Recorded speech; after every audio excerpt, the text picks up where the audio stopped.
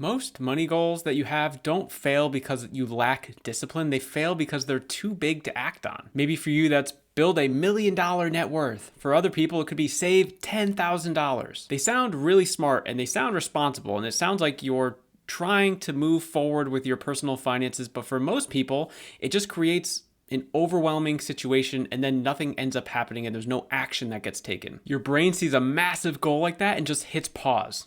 Not because you're lazy, but it just doesn't know where to start or how to start. In this video, I'm going to show you why shrinking your money goals is actually the fastest way to actually make progress, and how to make the next step so small that it's impossible to fail. And I know this might sound different than most of the other stuff on the internet that you hear, like, hey, make a goal so big that it's worth going for, or hey, shoot for the stars, you'll land on the moon. But for me, going from negative 40 something thousand dollars in net worth to multiple hundreds of thousands of dollars in net worth, I know that this works, and there's 4 steps.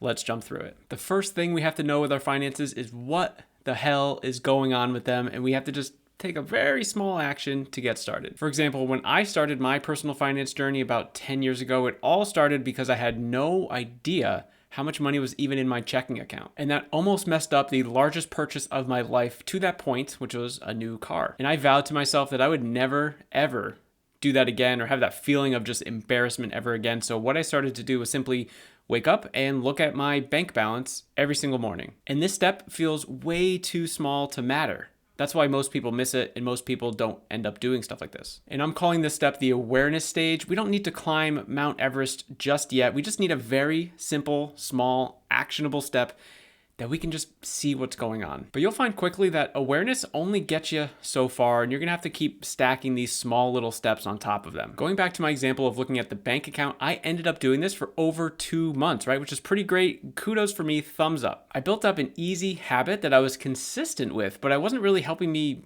move forward with my finances at all, which is why the second step of this is called the action stage. Now that I was slightly more aware of what was going on in my finances just by simply checking my bank account, I took the next logical step and was like, okay, well, is my bank account balance going up or down at the end of every month? Then it was like, okay, why did it go up and down? What are the expense categories that are swinging it in this direction? Or maybe higher income swinging it this direction, right? So you can see how these little small actionable steps start stacking on top of each other. And I just ran through that example really quickly, spitballing of all the things that I tried. But really that took me multiple months to kind of reiterate, right? Because you don't know if something's working a day into it. You have to really give it time to breathe and have like at least a month worth of data to see what's going on. So if we go to the drawing board here, you'll notice that what we're doing is we're just going from the smallest hills, right? Smallest to largest, and we're just building this up. What you'll notice is we haven't gone to Mount Everest yet. It's over here, it's in the distance. So every time we're gonna walk up here, we're gonna go back down, we're gonna go to the next one, walk back down, climb the next hill, right? And this keeps going. Like we didn't start with Mount Everest. We started with the local hill in our neighborhood. And this process is actually really helpful if we have a goal to work towards. Unfortunately, I didn't even have that myself when I started. I was just running from the embarrassment of having an accounting degree and not knowing how to manage my personal finances. But that was 10 years ago. And I'm so glad I started that habit when I did, because there is just so many different levels to this personal finance game. There's always an opportunity to learn something else and to grow and to improve and get to the next stage. And it is true about what people say about compounding. Most people think of it in terms of money, right? Having your money make its own money, which is of course great. But I found that these habits and skills are truly the foundation of my money's compounding growth. Yes, the money is important, but really it's the underlying belly of the beast, which is the foundation. But maybe you're sitting there and you're intimidated about the idea of having to do this or commit to something for the next 10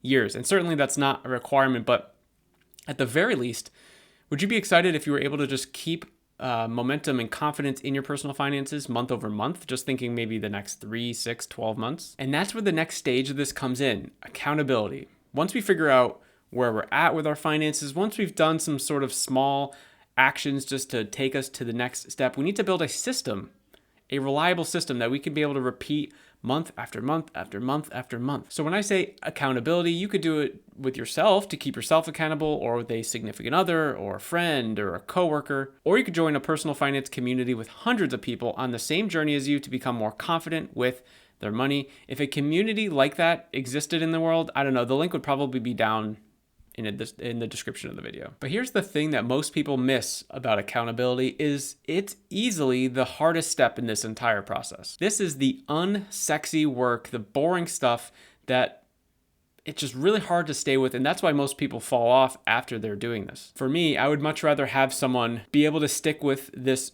thing, this system that they've built for a longer period, but maybe having less to show for it month over month over month than going on these short sprints, these 1, 2, 3 month little sprints where they make this massive adjustment in their personal finances. They have all this extra money that they find every single month to apply towards financial goals.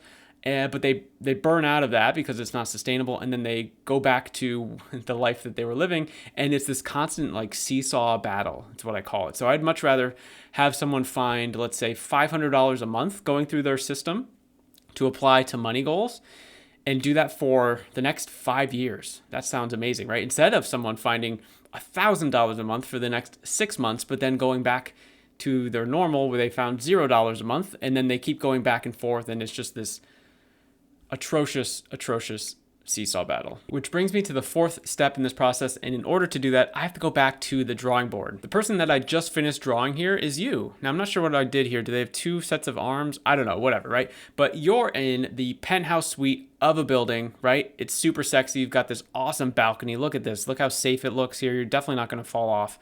And maybe you have, I don't know, maybe you have a distant view of the Mount Everest in the background, right? Are there penthouse suites near Mount Everest? Anyway, this is you. And this is the mistake that a lot of people make. So I'm not saying you're making this mistake, but I just wanted to, get your attention a little bit. The people that I speak with on a regular basis about their personal finances, the thing that they jump to first out of all 4 of these steps, and I'm going to reveal this one in a second, is this one.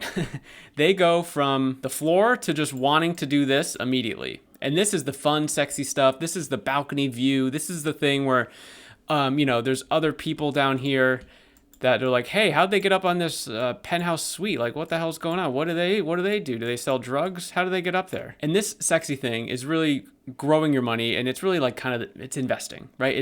It's the having your money, make your own money thing. It's super great. Totally awesome. Love it for you. But the last I checked up here, if none of these building, structures existed, we can't have a floating building yet. I mean, maybe at some point someone's working on something where we'll be able to live like the Jetsons. And if you get that reference, then maybe I'm getting too old. But the thing here is acceleration. And everyone wants this with their money. The problem is you can't accelerate something if you don't have any tires, if you don't have an engine, if you don't have all this stuff. You can't accelerate something that can't go, right? So that's why I rank these in order of kind of how I prefer people to think about their finances. Now, if this doesn't work for you and you jump to the acceleration step and you were able to just crush it immediately, that's amazing. But what I've found is people jump to this acceleration step. They put money towards a financial goal. They put it towards investing or their Roth IRA or Bitcoin, right? And then at the end of the month, they're like, holy crap, I actually need that money to pay this bill, or this emergency fund thing came up and I don't have the money for it. And they pull this money back out, which is really bad. It's just really inefficient for the fees and the taxes that are implied with that, right? But I'm not going to get into that point here. The purpose of this is, 1, we have to stop caring about what these people think. Nobody cares. And 2, all buildings start with a foundation. So we have to think the same way with our personal finances. And I wish I knew this way, way sooner. If you guys are still watching this and you wanted to kind of hear me talk through how I built the multiple hundreds of thousands of dollars of net worth through, retirement funds, investing funds, all this other stuff, let me know down in the comments if that would be interesting to you. I can make that for you guys. These 4 steps barely scratch the surface of building your own money system. I've got a 90-minute training inside of my free community, Dollar Discipline University. So if you're interested in that, check it out below, or I've just put it up on YouTube for free for everyone to access, and you can find that right here.